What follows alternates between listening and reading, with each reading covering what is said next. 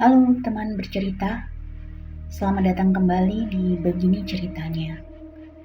Terima kasih buat kalian yang sudah setia mendengarkan, mendukung channel ini, dan menjadi bagian dari perjalanan cerita-cerita horor di sini. Dukungan kalian benar-benar berarti untuk channel kecil ini agar terus bisa menghadirkan kisah-kisah menyeramkan setiap malamnya.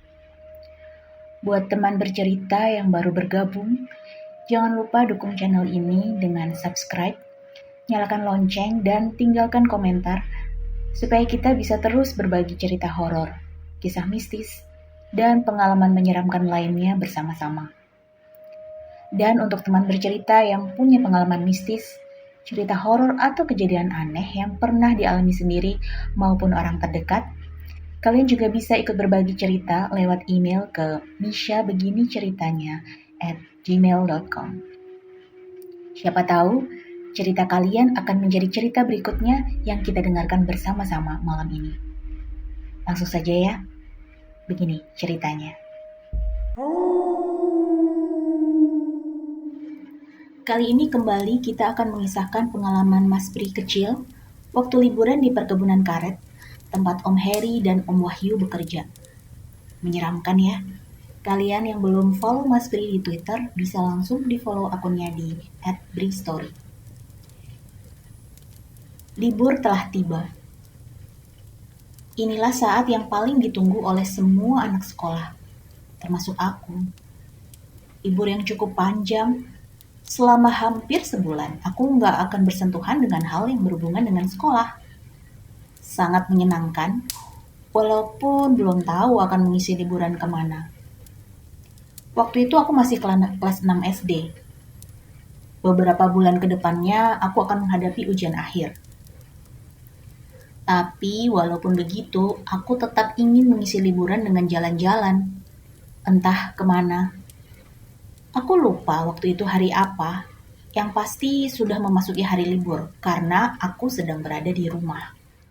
Sedang asyik di depan TV ketika terdengar suara ketukan pintu depan.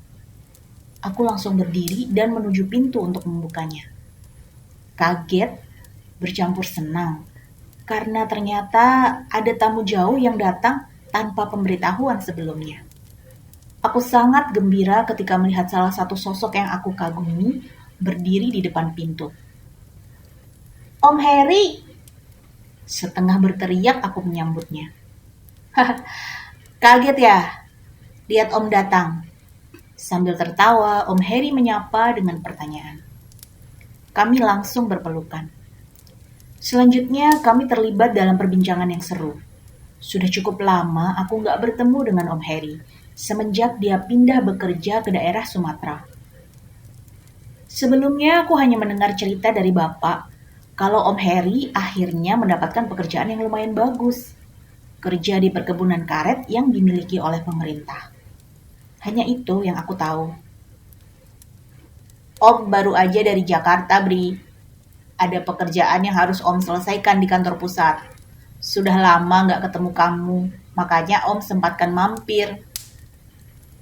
Terus Om, kapan berangkat lagi ke tempat kerja? Perkebunan karet itu kan Om? Tanyaku antusias. Mungkin lusa Om sudah harus kembali ke perkebunan. Kasihan teman Om sendirian mengurus pekerjaan. Tiba-tiba terlintas di pikiran sebuah ide yang cukup cemerlang. Aku berpikir untuk ikut Om Heri ke tempat kerjanya, perkebunan karet untuk mengisi liburan. Aku pikir daripada nanti pada akhirnya nggak kemana-mana, kan lebih baik ikut Om Heri ke pedalaman Sumatera. Serius, kamu mau ikut? Tanya Om Heri ketika aku melempar ide tersebut. Serius Om, kan aku juga lagi libur panjang. Boleh kan Om? Tolonglah Om. Aku menjawab sambil sedikit memelas. Ya sudah, kamu tanya bapak ibu dulu deh. Kalau mereka kasih izin, lusa kita berangkat. Senang sekali aku mendengar jawaban Om Heri. Singkatnya, ibu dan bapak akhirnya memberikan izin untuk aku ikut Om Heri. Tapi memang, orang tuaku gak pernah susah memberi izin untuk bepergian jauh sejak aku kecil. Bersama teman atau sendirian, waktu masih SD aku sudah melanglang buana keluar kota. Ketika SMP lebih jauh lagi berpetualang. Nanti kapan-kapan aku ceritain semua. Nggak sekarang. Menurut Om Heri, perjalanan ke perkebunan karet akan memakan waktu sekitar 18 jam. Kami menggunakan bis umum. Singkatnya, pada hari yang sudah ditentukan, sekitar jam 11 siang, kami sudah berada di atas bis yang membawa kami menuju kota kecil di daerah Sumatera Selatan. Sejak kecil, aku sangat senang berjalan-jalan ke daerah yang jauh dari rumah dan belum pernah aku kunjungi sebelumnya. Termasuk kali ini, aku sangat senang. Ditambah dengan keberadaan Om Heri, salah satu om favoritku. Dalam perjalanan kami banyak berbincang. Seperti biasa, Om Heri menceritakan kisah pengalaman yang pernah dia alami, termasuk pengalaman seramnya juga. Malah itu yang aku tunggu. Tapi Om Heri belum menceritakan secara detail tentang pengalaman yang dia alami di tempat kerja yang sekarang. Dia cuma bilang kalau dia tinggal di perkebunan karet yang letaknya cukup jauh dari keramaian. Beliau juga bilang kalau tempatnya indah dan masih sangat asri. Nanti kita turun di salah satu kota, Bri. Dari kota itu kita lanjut naik motor ke perkebunan. Tempatnya bagus banget. Kamu pasti senang di sana. Tapi apa, Om? Om Heri terdiam beberapa saat sebelum melanjutkan kalimatnya. Kamu nanti nggak usah takut ya kalau ada sesuatu yang agak-agak seram. Nggak usah takut, kan ada Om. Lanjutan kalimat Om Heri membuatku bertanya-tanya. Sesuatu yang seram? Apa itu? Hantu kah? Atau yang lain? Apapun, aku akan tenang kalau udah bersama Om Heri. Tapi tetap saja aku penasaran. Ada apa ya di perkebunan karet itu? Keesokan harinya, sekitar jam 8 pagi, bis berhenti di satu kota. Kami turun di tempat itu. Selanjutnya, bis melanjutkan perjalanannya menuju Palembang. Kami turun di sebuah kota kecil yang gak terlalu ramai, tapi masih termasuk di jalur lintas Sumatera. Pagi itu matahari mulai bersinar cukup terik. Mataku agak perih melihat sinarnya karena kurang tidur selama perjalanan. Kita jalan kaki sedikit ya, Bri. Ambil motor yang Om titipkan di rumah teman. Om Heri bilang dia menitipkan motornya di rumah salah satu temannya yang tinggal di kota itu, Pak Rusli namanya. Di bawah sinar matahari yang semakin panas, kami berjalan kaki menyusuri jalan kota. Aku membawa tas gendong yang berisi pakaian dan perlengkapan lainnya. Ukurannya cukup besar dan berat. Om Heri sempat bilang, terserah aku mau sampai berapa lama nantinya tinggal di perkebunan. Kalau udah bosan dan ingin pulang, dia akan mengantar aku pulang lagi. Sekitar 30 menit berjalan kaki, akhirnya kami tiba juga di rumah Pak Rusli. Rumahnya besar. Kami disambut oleh seorang ibu yang ternyata istri Pak Rusli. Kebetulan Pak Rusli sedang gak ada di rumah. Setelah sedikit berbasa-basi, kami langsung mengambil motor dan berpamitan. Hampir jam 10 pagi ketika kami sudah berboncengan di atas motor menuju tempat kerja Om Heri di perkebunan karet. Walaupun matahari semakin terik, aku yang duduk di belakang tetap sangat menikmati perjalanan. Awalnya motor menyusuri jalan kota kecil yang banyak terlihat toko-toko dan warung di sisi jalan. Semakin lama, semakin jarang bangunan dan keramaian yang aku lihat, hingga berangsur-angsur menjadi sepi dan hanya tinggal lahan kosong sebagai pemandangan. Berganti dengan pepohonan besar yang rindang, jalan yang kami lalui pun yang tadinya jalan aspal berubah menjadi jalan tanah yang hanya cukup untuk dilewati oleh kendaraan roda 2. Kami pun mulai memasuki kawasan hutan. Gak terlihat ada tanda-tanda kelelahan, Om Heri terus saja bicara, memberikan penjelasan tentang apa yang kami lalui selama perjalanan.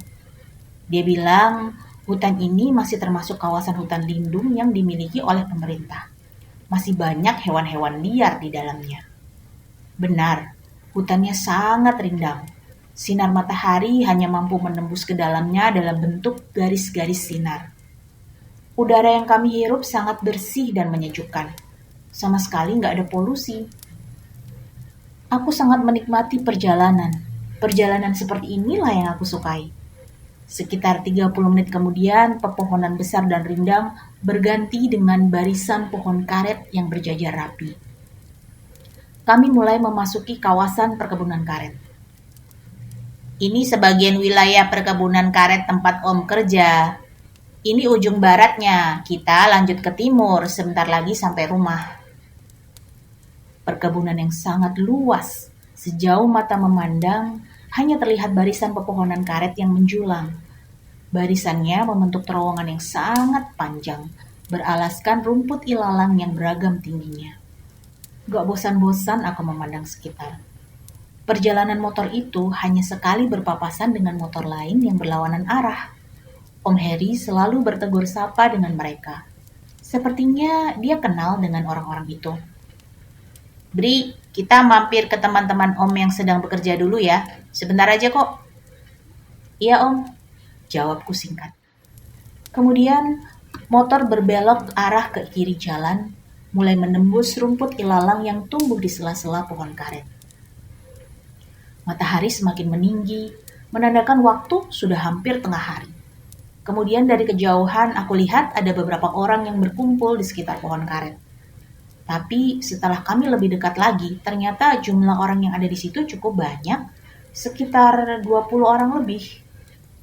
Om Heri pun menghentikan motor dan memarkirnya di dekat orang-orang itu, yang aku yakin kalau mereka adalah teman-teman pekerja Om Heri di perkebunan. Assalamualaikum, maaf saya baru datang. Om Heri menyapa para pekerja yang sebelumnya sibuk dengan kegiatannya. Lalu mereka menjawab salam dengan sumringah. Siapa ini Pak? Tanya salah satu pekerja. Oh iya, ini Bri, keponakan saya, tinggalnya di Jawa. Jawab Om Heri. Oh ini yang namanya Bri. Om kamu sering cerita tentang kamu loh.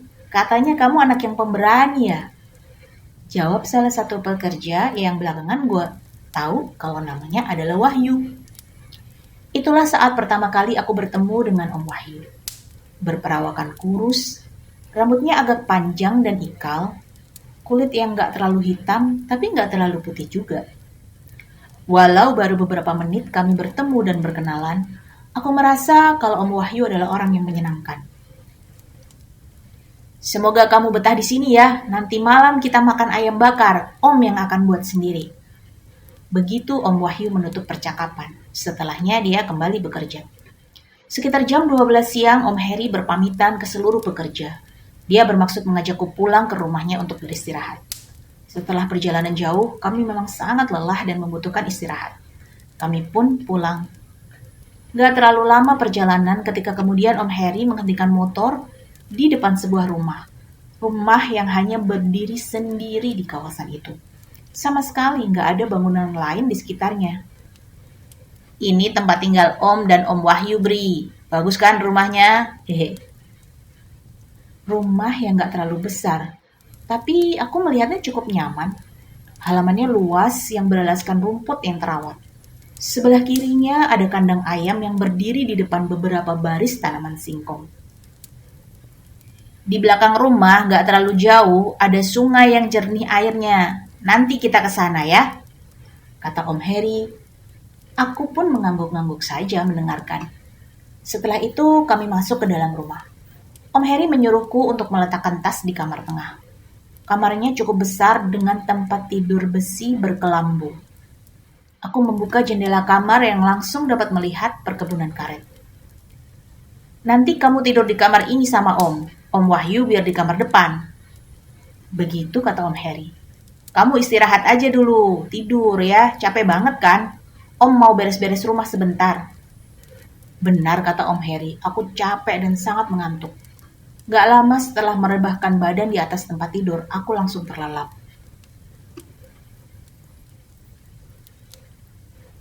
Jarum jam sudah lewat dari pukul 4 sore ketika aku terbangun sendirian di dalam kamar.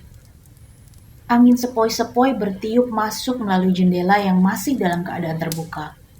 Angin sore yang cukup menyejukkan. Rumah dalam keadaan sepi. Gak terdengar sedikit pun ada aktivitas di dalamnya. Asumsiku saat itu rumah dalam keadaan kosong. Aku pun beranjak bangun dari tempat tidur, lalu berjalan ke ruang tengah, duduk di kursi yang menghadap ke bagian belakang rumah. Dari situ aku bisa melihat pintu belakang dan pintu kamar mandi.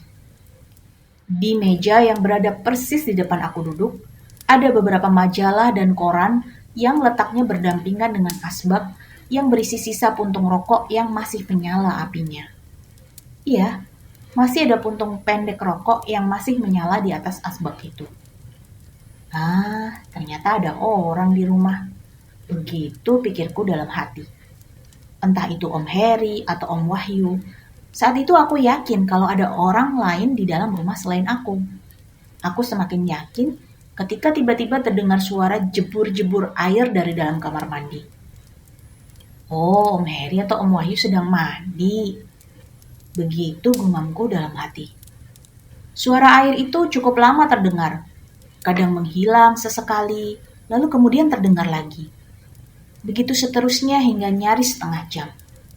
Sementara puntung rokok yang tadinya masih menyala sudah mati karena tembakaunya habis. Om, aku mencoba memanggil ke arah kamar mandi, tapi nggak ada jawaban. Kemudian suara air kembali terdengar. Begitu seterusnya. Sudah hampir jam 5 sore ketika akhirnya aku memutuskan untuk keluar rumah, duduk di kursi yang berada di teras. Aku menikmati suasana sore di perkebunan itu masih sangat asri. Hanya terdengar suara dahan dan suara daun pepohonan yang bersentuhan satu sama lain akibat tiupan angin. Suara koko ayam yang mulai mendekat ke kandangnya juga menambah indahnya suasana. Itu di kamar mandi siapa ya? Lama banget, aku pingin pipis. Aku mulai merajuk dalam hati. Tapi memang benar, selama nyaris 1 jam, entah itu Om Heri atau Om Wahyu yang sedang berada di dalam kamar mandi. Sangat lama. Hingga akhirnya, dari kejauhan aku melihat beberapa orang datang berbondong-bondong mendekat ke arah rumah. Ada yang menggunakan motor, ada yang juga menggunakan sepeda. Setelah jarak kami cukup dekat, baru aku bisa memastikan kalau itu adalah Om Heri dan Om Wahyu.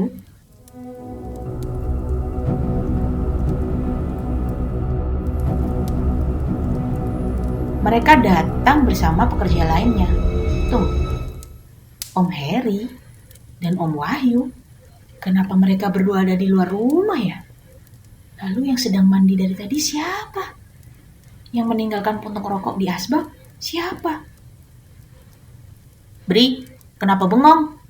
Tanya Om Heri ketika baru saja turun dari motor. Oh, gak apa-apa Om. Jawabku pendek, masih kebingungan. Maaf ya, tadi Om tinggal sendirian. Maksudnya supaya kamu bisa istirahat, karena Om harus segera bekerja di perkebunan. Ya Om, gak apa-apa Om, jawabku. Lalu aku melihat Om Wahyu langsung masuk dan berjalan ke belakang rumah, lalu masuk ke kamar mandi. Penasaran, aku ikut masuk ke dalam rumah dan menuju kamar mandi. Di depan kamar mandi aku berdiri diam, menunggu Om Wahyu keluar. Lega, dari sejak tadi di motor Om kebelet pipis, Bri. Om Wahyu bilang begitu sambil cengengesan setelah keluar dari dalam kamar mandi. Kamu mau ke kamar mandi juga? Iya Om, jawabku singkat. Setelah di dalam kamar mandi, aku masih terbengong-bengong memikirkan hal yang baru saja terjadi. Siapa ya yang tadi mandi? Om Wahyu terus saja bicara, seperti nggak pernah kehabisan topik bahasan. Berbicara dengan gayanya, dengan logat Sumatera Selatan yang sangat kental. Aku sangat senang mendengar dia bercerita. Sepertinya dia juga senang dengan kehadiranku. Sementara Om Heri hanya sesekali menimpali omongan Om Wahyu yang terus saja bicara sambil sesekali menghisap rokok di tangannya yang entah sudah berapa batang dia habiskan. Seperti yang Om Wahyu janjikan pada siang harinya, kalau malam ini kami akan menikmati ayam bakar hasil olahan tangannya sendiri. Kami pun menikmati ayam bakar malam itu. Sekitar jam 9 malam kami sudah selesai makan dan melanjutkan berbincang di teras rumah. Suasana perkebunan yang memang berada di tepat di hadapan terlihat sangat gelap. Kebetulan juga langit sepertinya tertutup awan. Gak ada sinar sedikit pun yang menerangi sekitar. Hanya mengandalkan lampu templok yang menempel pada dinding rumah. Gak ada suara yang terdengar kecuali suara jangkrik, bersahutan, dan katak yang sepertinya sedang meminta hujan. Pada saat itu, aku belum bercerita tentang kejadian yang aku alami di rumah pada sore harinya. Belum. Walaupun berkecamuk perasaanku saat memikirkannya. Nanti sajalah, pikirku saat itu. Kami terus berbincang seru sampai hampir jam 10 malam. Hingga akhirnya, rintik hujan mulai turun dari langit. Meskipun belum terlalu deras, tapi kami memutuskan untuk masuk ke dalam rumah. Aku tidur bersama dengan Om Heri di kamar tengah, sementara Om Wahyu di kamar depan. Petromak di ruang tengah dibiarkan tetap menyala, sementara di kamar hanya mengandalkan lampu templok kecil. Kalau kamu mau ke kamar mandi, bangunin Om ya Bri, jangan sendirian. Begitu Om Heri bilang. Iya Om. Gua tidur pada sisi tempat tidur yang dekat dengan tembok, sementara Om Heri di sisi yang satunya lagi. Kelambu menutupi seluruh bagian tempat tidur, karena malam itu memang nyamuknya sedang banyak. Aku yang memang cukup lama tidur dari siang, belum merasa ngantuk sedikit pun ketika jam sudah menunjukkan jam 11 malam. Sementara Om Heri sudah tidur sangat pulas. Aku hanya bisa menghabiskan waktu dengan memperhatikan seluruh sudut kamar sambil mendengarkan suara rintik hujan yang terdengar dari luar. Melamun gak jelas. Jam 12 malam. Aku masih saja terjaga tanpa merasa ngantuk sedikit pun. Hujan sudah berhenti, suara alam berganti dengan suara singgungan dahan dan daun pepohonan yang tertiup angin. Selain itu gak ada suara lain. Agak mengerikan. Jam 12:30 malam. Angin berhenti bertiup, suasana menjadi sangat hening dan sepi. Gak ada suara sedikit pun. Hingga pada akhirnya terdengar dari kejauhan suara lolongan panjang anjing hutan. Sebelumnya aku belum pernah mendengar suara lolongan anjing seperti itu. Baru pada saat itulah aku mendengarnya. Perasaanku mulai gak enak ketika lolongan itu semakin sering terdengar dan semakin dekat, menambah seram suasana. Keadaan itu membuat aku semakin gak bisa memejamkan mata. Srek, srek, srek. Tiba-tiba muncul suara seperti ada orang yang sedang menyapu dengan sapu lidi.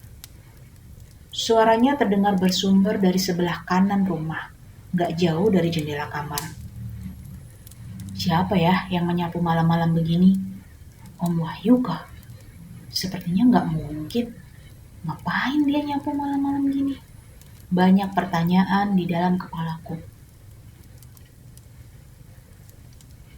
Aku mulai ketakutan ketika sayup-sayup terdengar suara cekikikan perempuan dari luar jendela. Suaranya sangat dekat. Aku pun semakin ketakutan. Itu siapa?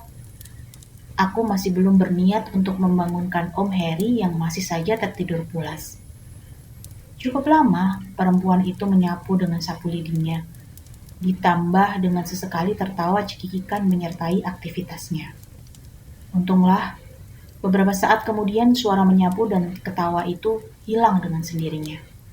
Aku menjadi sedikit tenang, walaupun masih ada perasaan was-was. Tapi tetap saja, aku masih juga belum merasa ngantuk. Kembali aku melamun di tengah keheningan malam itu.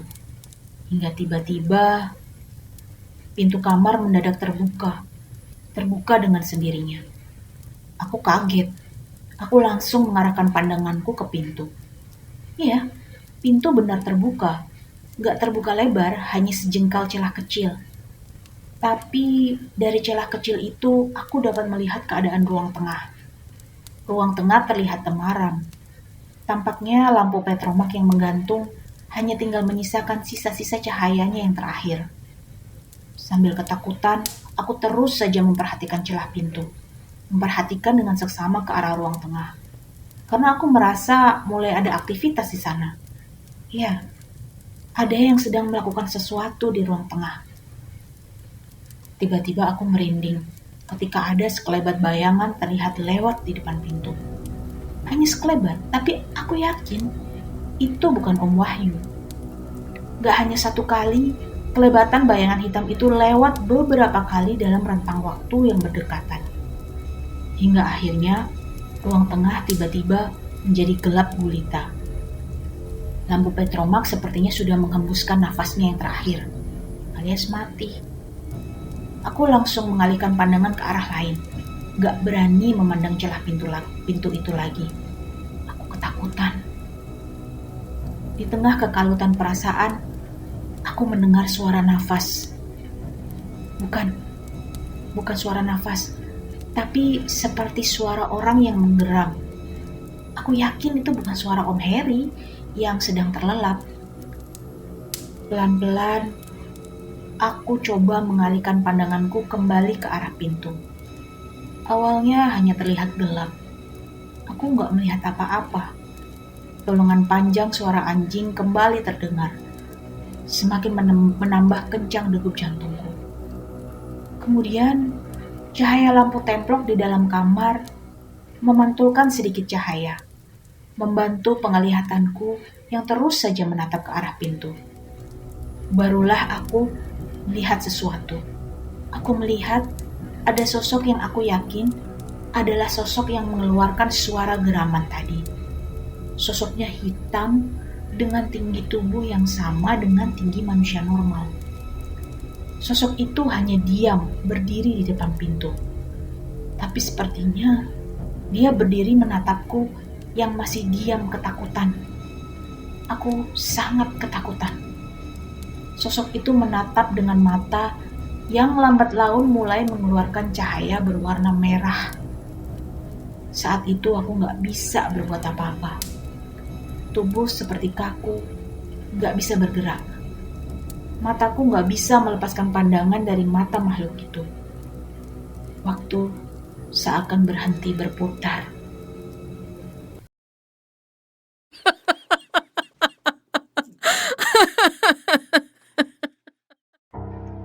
Teman bercerita, terima kasih sudah menemani cerita malam ini. Semoga cerita tadi bisa menemani malam kalian, entah saat sedang bersantai, bekerja, belajar, ataupun menunggu ngantuk sebelum tidur. Kalau kalian menikmati cerita seperti ini, jangan lupa dukung Begini Ceritanya dengan subscribe, nyalakan lonceng notifikasinya, dan bagikan channel ini ke teman bercerita lainnya, supaya kita bisa terus menghadirkan lebih banyak kisah horor dan misteri setiap minggunya.